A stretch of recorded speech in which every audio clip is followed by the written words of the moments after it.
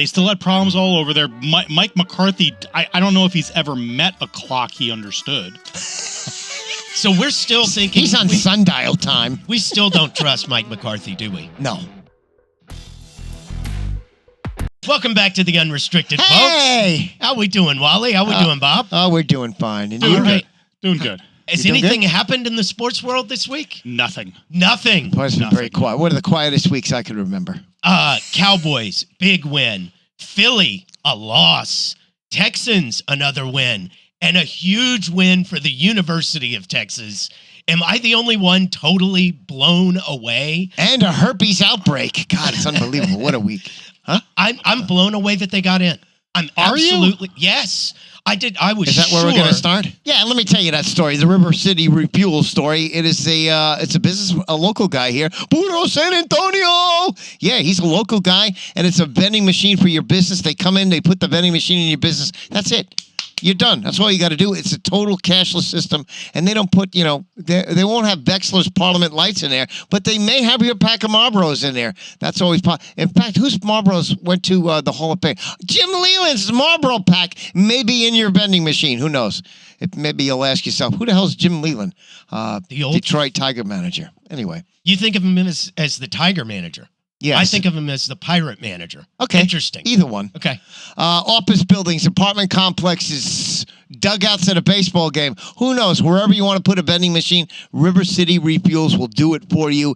They'll stock the whole thing with your taste, what you and your employees love to have, whether it's, donuts, Mrs. Presley's donuts, cookies, apple pies, Parliament lights. It could be any of those things. But just call them 630-5973, 630-5973 for our friend River City Refuels, sponsor of the program. I'm the guy who should be taking a victory lap today on Texas making it to the college football playoffs because I called it at the beginning of the season. Okay. But I can't really take that victory lap because I'm as surprised as anybody that they got in, maybe more so. Really? I was sure that they were going to get left out because they got no help in the last several weeks. And I felt like they needed at least a loss from Washington or Florida State to get in, and they didn't get it, and they still got in. They helped themselves in that game on Saturday. Beating Oklahoma State bad. Beating Oklahoma State bad. Alabama beats Georgia, which makes their win early in their season look a whole lot better as well. Yeah. When all the games ended on Saturday night, they were in my top 4. The most celebrated victory in the beginning of the season I could ever remember in the history of college football. Oh my God, what they did, in week 2. I go, what the hell are you talking about? Anyway, to me, the playoffs, this whole college football thing has been a complete mess because the committee was never consistent. The rankings are a complete joke, as we found out for Selection Sunday. Did they pick the 4 best teams in the country? What do we think? Yeah. Maybe. Yeah. But if you took Georgia and you put up against any one of those 4 teams on a neutral site, Georgia would be the favorite. So, to me, they didn't get the 4 best teams. You could make that argument. All right, so maybe they got the 4 most deserving teams. Well, that's not correct either because Florida State went undefeated in a Power 5 conference, and because of the quarterback injury, they got left out because the committee believes that they would get blown out, and maybe they would have. But here's the point here. They deserve to be there. They earned a place at the table. Their strength of record was the 3rd best in the entire freaking country. Then who How would did you they have get let kicked out? Then who would you have kicked out? You know what? It probably would have been either Alabama or Texas. You can't leave the SEC champion out. If you believe, like I do, that the SEC plays the best football in the country, even though somehow head-to-head, the SEC lost head-to-head against the ACC this year. There is Florida State's beef should be with their commissioner, their ACC commissioner. We were going to have a 12-game or 12-team playoff this year. Who was one of the commissioners in one of the conferences that stood in the way of it? The ACC. Was it really? Yeah. Those bastards. Well, 12 teams is too many. No, it's 4 not. teams is not enough. 8. 8 is the number. Yeah, 8 should have been Goodness the number. gracious. No, I actually like 12 because I like that first round of the 5 through 8 versus the 9 through 12 hosted at the 5 through 8 school. I don't hate it. I like that first round. I like 8, but I don't hate 12. And that's the whole thing when I looked at this playoff thing and the hatred and disagreements and all that kind of stuff. They fixed the problem already, so you can't get too crazy about it because they fixed the problem. What do you mean?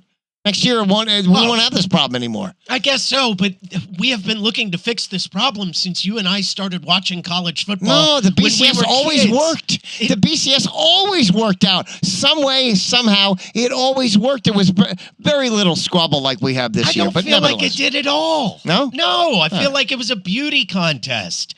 College football is not meant to be judged with the eye test. It's meant to be settled busy on the playing field. golf. You didn't care. Get the hell out of here. But I came around to this. You were absolutely right in the first point you made about Texas. I was not a believer because listen, I followed Texas real close last year doing the podcast with Johnny Walker from the Longhorns, and Quinn Ewers was broken. He was absolutely broken last season. He got hurt, but he was broken. At this point, I will not be surprised if they win the whole freaking thing. I told you. They're that good. Yeah, they've got veterans. But he was the question all the way. But he's not the question anymore. I don't feel like that's the question at all. Not anymore. Season long, their strength is in the trenches. They have upperclassmen on both sides of the line. Sweat is one of the best players in the country this year. No question. I want him on my Jets. Yeah, I'll bet you do. Yeah. I mean, he gets to the quarterback. He stuffs the run. He's a great player. No. I think them against Washington on New Year's Day, that is the Longhorns against Washington, is going to be an absolute barn burner. I've watched Washington more than I've watched a lot of teams in college football this year. They can absolutely score, and the Texas defensive backs better be absolutely ready because Penix can sling it, and they've got round one wide receivers left and right. You see, who's your Heisman guy? I love what I saw out of Penix this past weekend and in the past. I love Penix. He's not going to win. He's not going to win. Yeah, Jaden's going to win, obviously. Yeah. But I don't think so, but he's still very impressive. Yeah, I mean, look. I take him on my Jets. If he could play on Sunday, if he's available to play this Sunday, I would like to have that. Can I have that? God, what a disgrace. So the Jets. So the early bad. Yeah. You fired the quarterback. I don't even bother going there. It's such a deep rabbit hole. It doesn't even matter. We need to relegate the Jets. Yeah.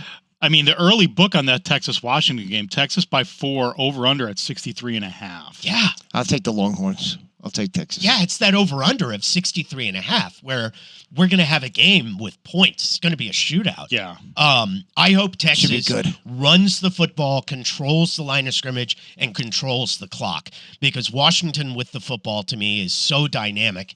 You got to try to keep Penix and his offense off the field. It's going to be fascinating to see how that all works out. And we have weeks to discuss that Sure.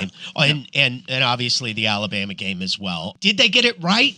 I think they did. I think they got the 4 best teams combined with the most deserved. This was the least bad decision they could make. The least bad lineup. There was no way that someone was not going to get left out and had beef. And we've known this was going to happen since the beginning of the CFP. You have five power conferences and 4 spots. Yeah, but you have you had a team that did everything that they were supposed to do. They didn't lose. They deserve to be in there in that mix over somebody that lost, don't they? Well, it's funny that you mentioned that. Listen, here's the thing. If the quarterback doesn't get injured, they're in the mix. If the perceived notion that the ACC is a crappy conference, they get in. But those are the 2 things that went against them. Well, here's the one thing, because generally I think the book is a accurate representation of what the market is. Georgia is favored by 2 touchdowns. Yes. Georgia is favored by 2 touchdowns. Against Florida State. Yes. So okay. Georgia should be, you could make the case Georgia should be in the top 4. Well, if they just won, they would be. Yeah. If they had just won. I could. Georgia has beef. 3 points. 3 points dropped them from 1 to 6. Yeah. Crazy. Yeah. Florida State has beef. I mean, I think from the eye test perspective, maybe even Ohio State has a little beef too. I don't think so. Ohio State had their chance. Maybe a little bit. I got a big beef. Sorry. What did I say? That went over the air. Sorry. Okay, this is a long time ago, but do you remember when the University of Cincinnati was playing great basketball with Kenyon Martin? Yes. And I don't think they were undefeated, but they had an excellent record, maybe 1 or 2 losses, heading right up until March Madness, and Kenyon Martin got hurt. Right. You remember this? Right. And they still got a number 1 seed. They weren't knocked off their pedestal, so to speak, down to like a 5 seed just because they'd lost their best player. My brother made that debate to me and said, they do this in March Madness when players get injured and stuff like that. I said, yes, but we're not talking about an undefeated team. We're just not. And that kind of playoff. There's a lot of games before that. So I think it was just different. The average CFP semi game is, I think it's 41-20, I think is what I heard the other day. In terms of margin? No, in terms of the score. 41-20. Yeah. It's an average 2 to 3 possession game. Yeah, they have not been great games. Do we want another one? Because quite frankly, that's what we're going to get. No, and that's why they went away from Florida State, because they took it on an entertainment basis. What game is going to be the best semifinal game we can give you? Well, it's not going to include Florida State because they don't have their quarterback anymore. But the problem with that is that's not how it's supposed to work. That's not how sports work. It's about what you earn, and they earned a right to be there, and it got taken away.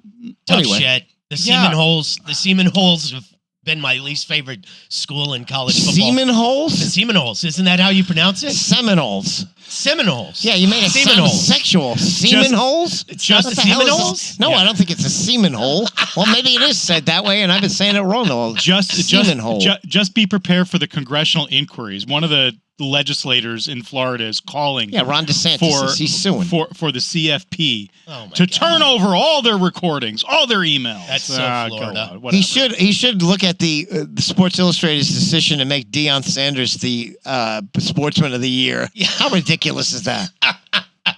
To me, you look through the list of sportsmen that could have been the guy, and it's not easy to find somebody. But I think I would have went with Patrick Mahomes. There were a lot of guys. Yeah, but there was, soccer people and all that stuff. I was like, you can't make soccer people. No. So I would have went with Patrick Mahomes. But anyway, more on college football. No.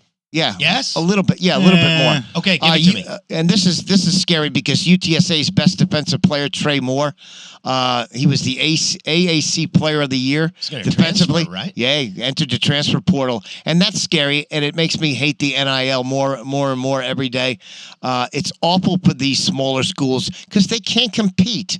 And if you're the best player on one of these teams, you can't get the NIL money from that school that you can get somewhere else, and they're going to leave, and they're going to get up and leave, and it's awful. It's good for the kid. It's good for the kid. There's no question about that. I was also shocked that Jeff Traylor ends up staying at UTSA. I was shocked that Houston didn't make the trigger for that. They don't. They went in a different direction, and Traylor will be at UTSA, so that's good for them. And coaching the bowl game. Yeah. So I think it's good for UTSA. Yeah, now go win the bowl game. Yeah. Yeah, absolutely. Go do that for a change. What'd you make of the Cowboys? I thought it was their best victory of the season thus far. I think the Cowboys are playing as well now as I have seen them in the last 20 years. How about that? Wow, that's saying something. Yeah, I haven't seen them play this well all the way around. But it goes back to what we thought about the Cowboys in the very beginning. Until they get to the playoffs, we don't know what we have in this team. Because you think the coach has a chance to screw it up, and you think that Dak has a chance to screw it up. Here's the thing: Dallas is going to make the playoffs. I don't think there's any question about that, and they'll win a playoff game. But are they going to string 3 playoff wins together? I don't see that happening. You never know with any team whether they're going to be able to do that, Walt. Even a team like Philadelphia, I mean, they just got trounced. You think San Francisco's going to lose 3 straight at home? San Francisco's the best team in the league. Well, you want to win the Super Bowl, that's what you got to do. Bob looks dumbfounded. So this was a great game. They beat a team that is now 500 by 6 points at home.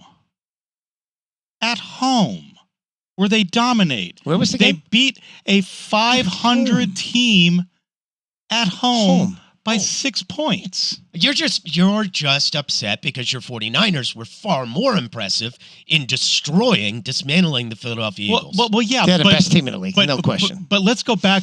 They still had problems in the red zone. Yes. They still had problems all over there. Mike McCarthy, I don't know if he's ever met a clock he understood. So we're still thinking... He's on sundial time. We still don't trust Mike McCarthy, do we? No. No, and I don't trust Dak either. And listen, Dak has played as good as he's played in his entire career. But can you not see a playoff game where Dak will throw 3 interceptions? Of course I can see that. All right. But I got to give him credit. This is the best I've seen Dak play. I'm with you. And I'm with you. And they're going to win Show this me. weekend. They're going to win this weekend. They're going to beat Philadelphia. They're going to beat Philadelphia. I expect that too. They're at home. They've been killers at home. I expect that to happen. I also need them to beat Philadelphia. Yeah, you do, because you're looking for 49ers to get the 1 seed. Yeah, you need home. Of course you do. Home Definitely. by the way, a playoff team, right? I said that weeks ago. I don't know. They were really good. You know, Jacksonville is the better team, but after watching Trevor Lawrence's injury the other day, I don't know. That division is still wide open. It's right now they're saying high ankle sprain on Right. Trevor Lawrence, so maybe that's only a few weeks. And I thought he had to still do some squeak in. hairline surgery or something like that. Did I hear? I was something like that. seeing high ankle sprain this But morning. they play the Jets this weekend, so they should have no issue whatsoever. The Texans do, yeah. Which will be good for me because I get to watch the team on. I can't even watch the Jets at this point. I really can't. Have you been able to watch this NBA in-season tournament? Have you gotten into it? All right, I can get into that. My one solid opinion on this thing is that it to me it's an indictment on the NBA player who has been so geeked up for this tournament. It makes me nauseous when they absolutely love load management, but now all of a sudden for an in-season tournament that means absolutely nothing to the NBA fan. They're all so geeked up. I watched the Suns and Lakers last night. It makes me sick. What? It makes me sick. You have me totally confused. I thought what we were looking for was guys getting more competitive early in the season. Yeah, but doesn't that take away from the regular season? How are these players in January, those games, when they just kind of, listen, here's the biggest indictment. All of a sudden, Kawhi Leonard's playing games. Really? I think it's no awesome. kidding. Yeah, because they all want to go to freaking Las Vegas and spend how much is the money that they get? Like $500,000. Yeah. Yeah, it's about freaking money for these jackasses. God, it makes me nauseous. What? Yes. Golly, I just did not expect you to come in with a flamethrower on this. I've been watching basketball the last 2 nights, and 3 of the 4 games have gone down to the buzzer. They've been excellent games. I mean, crowds into it, players into it, benches into it. It's exactly what an NBA fan like myself wants to see, sometime before the playoffs. And I got to see it the last 2 nights. That's fantastic, but they're only getting geeked up for a tournament that doesn't matter. The NBA Cup? Come It on, doesn't it's matter. got prestige Listen, going back. The weeks. only team that's going to hang a banner is the Texas A&M Aggies if they were in it. Are you kidding me? It doesn't matter to anyone other than the players, the franchise, and the fans that are at the arena. The ones in Vegas. I don't care. I don't think you're right. I think there's more. I think there is something to build on with this cup. And I think you're going to see it build over the years into something important and increasingly important to the players. I guarantee you, Kawhi Leonard will take the next 2 weeks off after he was done with this, and the rest of it. Listen, that's why I am so impressed with LeBron James. And you can hate him, and if you do hate him, you're just a jackass. You don't know what you're talking about. That guy plays every single night and plays just about every single minute of every game. That's unbelievable. Walter, I mean, Adam Silver and the rest of the Crypt Keepers didn't make this tournament for you. And this isn't built for you. They never make it for the fans. So it's always about the players. I feel like it's 100% built for the fans. Why? I'm not in Las Vegas. What the F are you talking about? These games are entertaining. Isn't that what you're asking for? Yes, but it really spotlights how much the regular season doesn't matter. Yes, we've known that for years. So this fix is making that. It better. That's what your league is about, the regular season. It's not about some stupid tournament. I don't care about that. You're just mad because your Knicks got blown out by Milwaukee. I don't. The only bad game I of didn't the play-in. care. I didn't care. Really? But the game still, the thing that I do care about is that the game still matters in the standings. Yeah, right. It does. But I didn't get caught up in all the tournament stuff. I didn't care. I'm Sorry. really surprised by that. No. I thought it was entertaining. And let me tell you You what. think a Spurs fan was into this tournament thing? I think they would have been if we had qualified. Hell yeah. Listen, the Spurs fan doesn't like the NBA. The Spurs fan just loves their team. They hate the NBA. I think that's the case with most. You don't. Not me. Oh. But I just love basketball. You're special. Yes, I am. That's no, right. and just look for. I mean, Special. Yeah. the Bucks and the Lakers possibly in the final. Does that not sound great?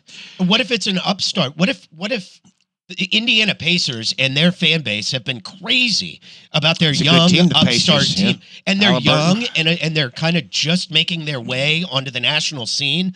This is a way for them to announce themselves as a team to be reckoned with for the NBA Finals months from now, if they can somehow dispatch the Milwaukee Bucks, who have a championship in the last 2 years, and Giannis Antetokounmpo, et cetera, et cetera. If they're able to down them and then get through the Lakers and lift up a cup, how huge would that be for the Pacers fan base?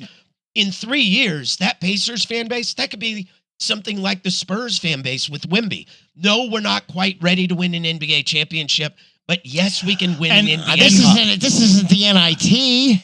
I don't see it that way. My God. Sorry. And when was the last time LeBron played 40 minutes in December? No. He cares. But that's my question. Why does he care? Because they're all going to get a trip to Vegas. They got so geeked up just to get a little pocket money. This is pocket money for strippers and steak dinners, and they can go to the buffet in the hotel. Are you Are you judging the gambling and the strippers? Oh my gosh. Jesus. Judge Christ. ye not. I mean, Let's get to something more exciting. The Spurs. All of these players are competitive to a core. You could put a freaking Pokemon and give it to them as a champion in the championship, and they're going to play for it. Yeah, but why aren't they doing that in January in the NBA regular season? Because the regular season games don't count. Well, there you go. That's my problem. All right, let me get to my Spurs point here. I think they've been great lately. I think they should tank. You do. No, don't use that word. Go tank again. No, they're not good enough. They're the third worst points per game against in the league. Their defense is the biggest problem. I've been saying it for the last, I don't know how long it's been. They're last in the conference. Tank again. Why not? Walter, what the hell do you think they're doing? They've lost how many in a row? They're not tanking. Well, they're just not good. Yes, they're not good. They don't have but don't root for them to win. That's what I'm telling you. They don't have to try to lose. They're going to lose. Yeah, but they don't have to lose. They're young and dumb and not good enough. If they put and to me, defense is about effort. And if they put a better effort for defense, this team could win. They have the pieces. They have three good quality players. Obviously, Wembanyama, they have Vassell, and they have Keldon Johnson. Those three guys are pretty good. And you've seen signs now from Sohan. I don't want to hear anybody tell me, oh, he's not going to be the point guard. You don't know what the hell you're watching. You have seen signs from him throughout the season already where it's coming around to him. It's not consistent. It may not get consistent for the entire year, but you're seeing signs from that kid. I do not agree with that. I have not seen the signs. I am worried about his future next to Wemby. I'm worried about it. I don't know how he fits in. Maybe as a sixth man off the bench. You're asking a kid that's never played this position to get in line with a guy who's 7'4" who doesn't have a position on the court either. Very difficult. Sohan's not a great passer. To be a point guard, you need to be a great passer.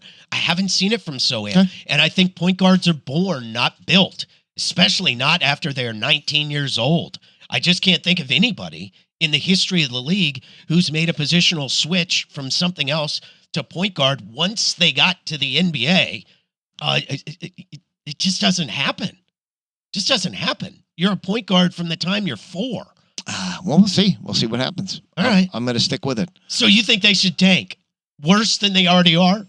Am I following you? Again, tanking is something that the organization does by setting up their lineups a certain way. You can't ask a player to lose a game on purpose because they never will. Players can never lose and never try to lose a game ever. It never happens unless, of course, it's being paid off, which is not the case here. It's an organizational thing. Pop is in charge of tanking. If he wants this organization to tank, he will make them tank. Before you know it, players start taking time off, and those kind of things, and lineup changes, all that kind of stuff. That's the road they should go down. They should now be their spotlight should be on a top 5 pick once again. Well, it is. Even with playing hard, even with playing everybody, they're if they play good defense, they could be they could get in the 7-10 game. They are not getting there, Walt. I know they're not getting there, but the problem they have right now is they don't have a veteran leader on that team that somebody's going to listen to. That's by design. Well, Dougie McDermott would be that guy, but he doesn't play enough to be respected on the team. He's not good enough either. Yeah, he's not good enough. That's why he doesn't play enough. So you need to get a guy that's a veteran that knows how to win, and he'll probably And a lot of times it comes from the point guard position, but you can't go down that route. If the Spurs had wanted to go that route, they would have done it this summer, and they would have gone out and gotten Fred VanVleet, and he'd be doing the same thing that he's done for Houston. By the way, you see Houston making leaps and bounds. He could have done that in San Antonio, but that's not the timeline the Spurs are on. The Spurs knew they were going for another lottery pick. They knew they'd be able to compete hard this year and still lose. Yeah, but if they played, again, I go back to defense. You can't be, this is a Greg Popovich-led team that is the 3rd worst defensive team in the league, and they were historically terrible last season. It's just shocking how bad defensively they are. If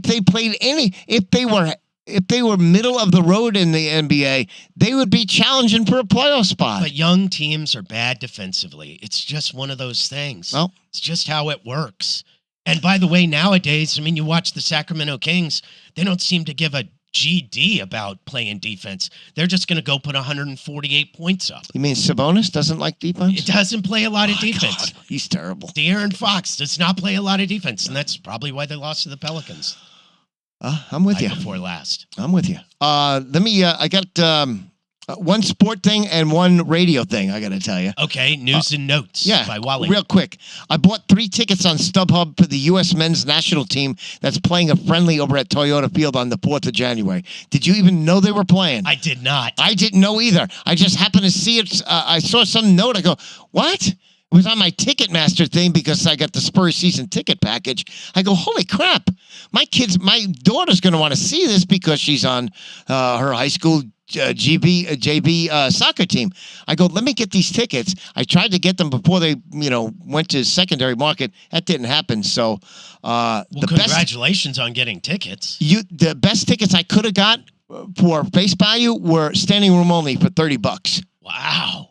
But they're playing at Toyota Field because the men's national team will never play on artificial turf, not anymore. Well, how many seats are there at Toyota Field? I think it's either 8,000 or 13,000. I know that's a terrible guess, but I've seen both of those, so I'm not really sure. I had season tickets the first year Toyota with whatever team it was. FCSA. Yeah, and that was cool. I got a kick out of it. 8,000. That was pretty cool. 8,000 it is? That's just not a lot of people for a USMNT game. Yeah, so it's going to be... That's pretty cool. I got to go get some tickets. Yeah. I got to see that. My radio story. Let me just throw this out. Oh, boy. Wait a minute. Where's the first page of this? You're going to get us fired again? No. Okay. All right, so here's this. This is after the Allen Iverson incident. Oh, boy. This is me personally. I was taken off, and I don't know what made me want to tell this, but I just wanted to. So I get taken off Ticket 760. I get put on the WOAI pregame show for the Spurs full time. That was my gig, and plus doing WOAI Sports News in the morning. I had never hosted that show before. Right. Myself, anyway. I got no instruction. I got no advice from anyone, including my boss at that time, Peter Bulger. So after that game, the first game of the season. I go downstairs. I grabbed Coach Pop audio in his interview. And I did that so I had something to play on the air because I didn't know what the hell I was going to do. I rushed upstairs to the bar area. I started the show in about 3 minutes. I'm basically out of breath. I had no plan. I had no box score because the box scores weren't ready yet. So I was completely lost. I'm scurrying around trying to figure out what sound I'm going to play, where I can find a box score on my laptop, all that kind of stuff. It was a disaster, right? I was completely lost. The next day, Peter Bolger comes to me and hands me a CD of that show. And I thought to myself, why on earth would you fucking record this show? Really? He wanted to show me how bad I was. How bad I was. And listen, admittedly, it wasn't a good show. I knew it wasn't a good show. So that's why I decided to put Peter Bolger on my list of the worst people I have ever met in my life.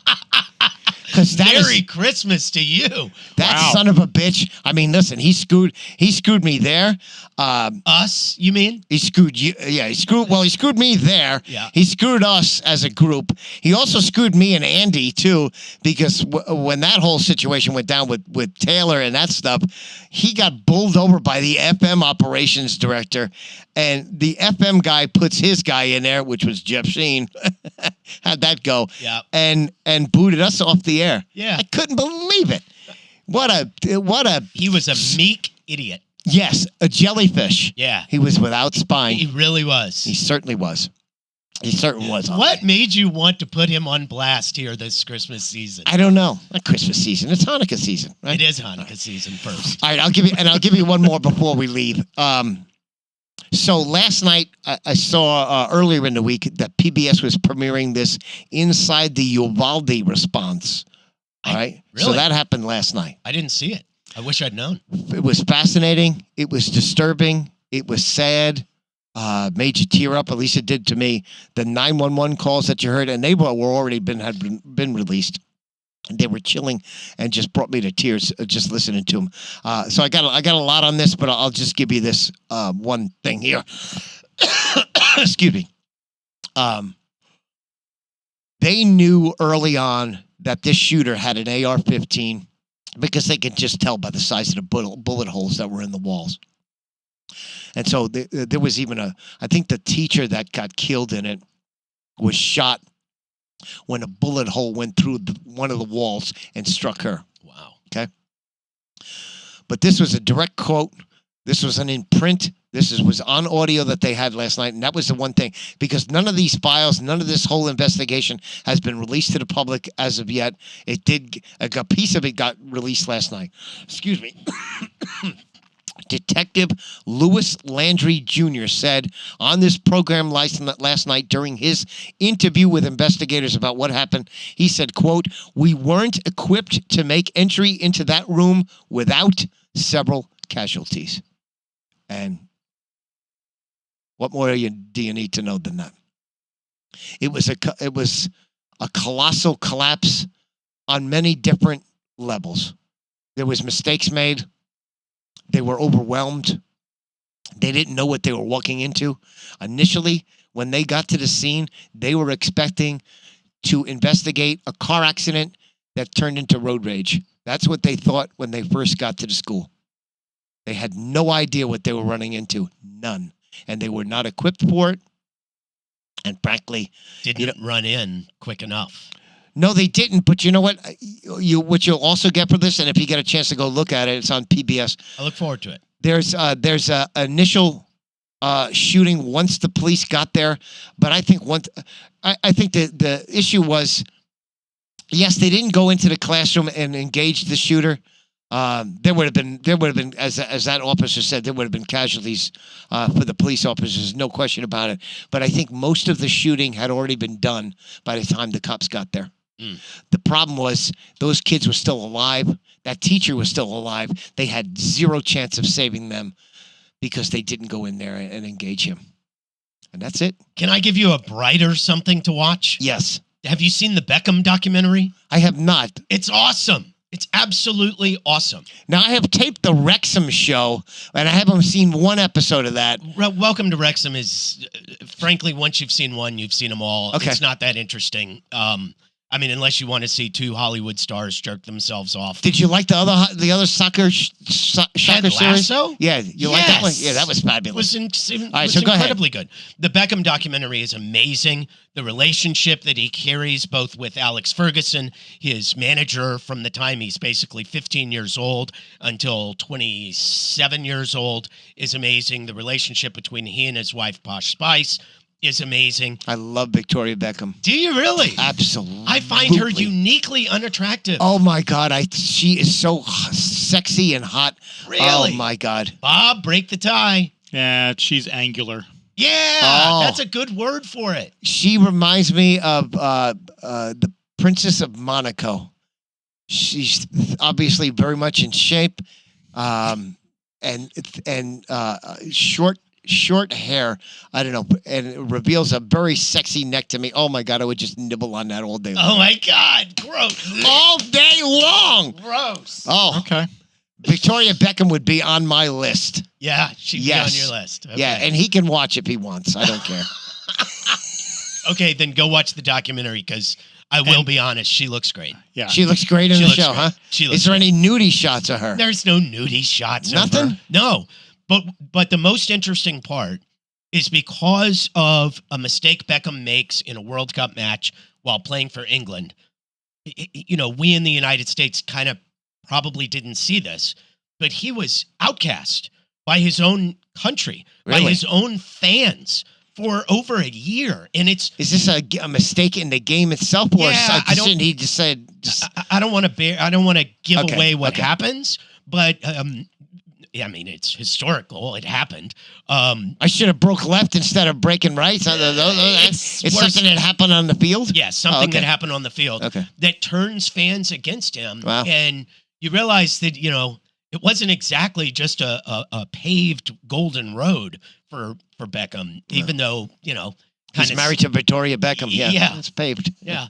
Yeah, and to add another bright story to your movie recommendations, coming out over Christmas, Boys in the Boat by George Clooney about the 1936 Washington crew team that went to Berlin and won the gold medal. No, it's a great story. These kids were hard scrabble, living in Hoover towns, unemployed. It's a great story. It's going to be a great feel-good story. Is this on the big screen or It's going to be on the big screen. Okay. Yeah.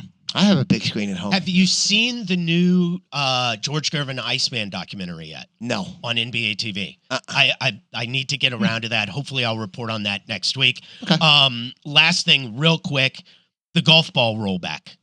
Does that have your son upset since he's a golfer? Say it again. The golf ball rollback. What's the golf ball rollback? Oh, are you not familiar with this? No. The USGA and RNA have decided, and the finalization of it will come out this week, that the golf ball and its distance will be rolled back something like 4 to 5%. Oh yeah, I think I heard about that like 2 months ago. I don't think it. I mean, your I don't son's a know. huge golfer. Is he not going to be upset that he can't hit it 320? He's hitting it right now at 250. Hey, that's really good. If 250, but he shot 104 yesterday at Willow Springs Tough day. in a golf tournament. Tough day. I said, "What the hell is it? What is it?" We expected in the 90s. I was hoping for the 80s, and he comes back with a 104. Although he hit at a par 3, nearly got a hole in one, but that's if you're thinking the ball's going to go right into the cup on the fly. After it hit 2 feet shorter or wide of it, and it just rolled off. Yeah. So, but I said, dude, that's not almost a hole in one. Way to be critical. It's time for another golf lesson. The problem with the golf ball rollback is it's a rule that is basically created by a small handful of guys at the very, very top of the game, Bryson DeChambeau and others, who are murdering the golf ball. and that's okay? that's the only people this rule is really going to affect. And it's also yes, because the average golfer is really only going to be affected by a very small percentage. Okay, Yeah. no big deal. Yeah, but I don't know why they had to make the rule for both amateur and pro when it's really only based on the statistics of a couple of guys at the very top of the game. Because you want to play the same ball that the pros are playing. You want to play the same clubs that the pros are playing. I can't afford either one of those. I'm not spending $30 for a box of golf balls. Exactly. And you're never going to have access to the same driver that Tiger hits because it's a one-off. My son bought a new driver, got it from his parents for Christmas. It was $250. I go, dude, you better start working. Brace yourself. A lot of them are $600. I'm sending my son over to China to go to work.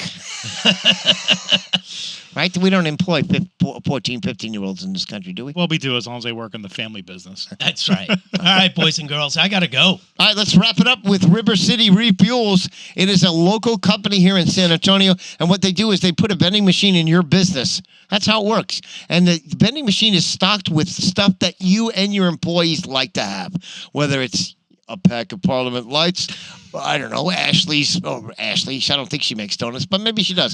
Freshly's donuts, maybe cookies, maybe something healthy perhaps, maybe ramen noodles. Whatever it is, they put it in there for you. You don't have to do anything. It's a total cashless system. It's perfect for an office building, perfect for an apartment complex, even just a small office, whatever it is, they'll do it for you. Just call them at 630-5973, 630-5973. I can't mention his name because he's a billionaire and a celebrity, and if you knew who he was, you'd call him right away. But call him anyway. 630-5973, 630-5973 for River City Refuels. Like and subscribe. Please join us next week on The Unrestricted. How y'all feel out there? Do you feel good? I said, do you feel good? Come on. The groove feel good when it make you move. Make your next move your best move. I said the